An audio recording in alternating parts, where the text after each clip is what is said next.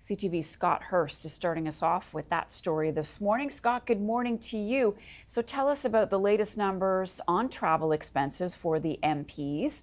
And what does this mean for Canadians? Good morning, Marcia. Yeah, a lot of big money questions as you framed it with the fall economic update coming tomorrow. And now getting a snapshot about MPs' travel for the first 6 months of the year. Just under $15 million was spent on travel-related expenses for the first 6 months of the year, January to June. And that's a 10% increase from the previous 6 months. So travel spending is on the rise. It appears MPs are on the move again.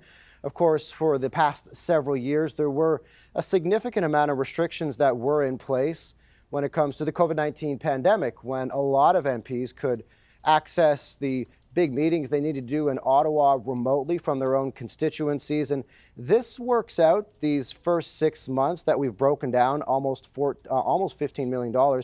That works out to about $80,000 per day. And of course, this is significant for Canadians because this ultimately is taxpayers' money.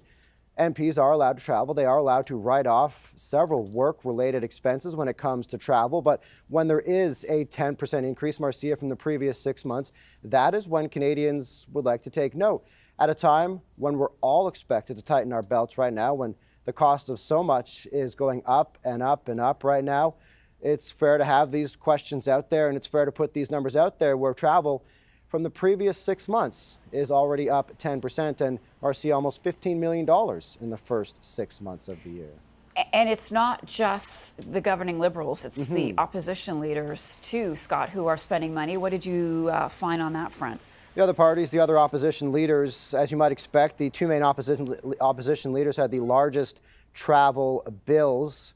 That's outside the Prime Minister, whose is separate, obviously can't travel commercial, has to fly on RCAF aircraft. So that's a bit of a separate category. But when it comes to travel costs for the two main opposition leaders, Conservative leader Pierre Poilievre racking up nearly $250K in travel for the first 6 months of the year, and Jagmeet Singh expensing nearly just over $177,000 for the first 6 months of the year. We also broke it down by party as well. The Conservatives leading the way with just over $6 million in spending on travel.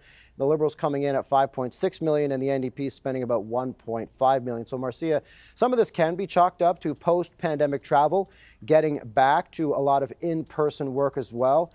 Of course, the range of travel expenses will vary greatly for many MPs, depending on particularly where they come from. If there might be a MP who lives and their constituency is close to Ottawa, their travel expenses will be much less than, for example, an MP that has a remote northern Canadian riding that has to do several stops on smaller flights as well. Those seem to cost more. So it'll vary significantly, but the big headline when it comes to an increase in travel, an increase in what's being spent on travel, Marcia, at a time when all of us are watching our paychecks very closely. And as you mentioned, the fall economic update coming tomorrow as well in terms of the government's priorities for spending for the rest of the year. Scott Hurst for us. Scott, thank you for that.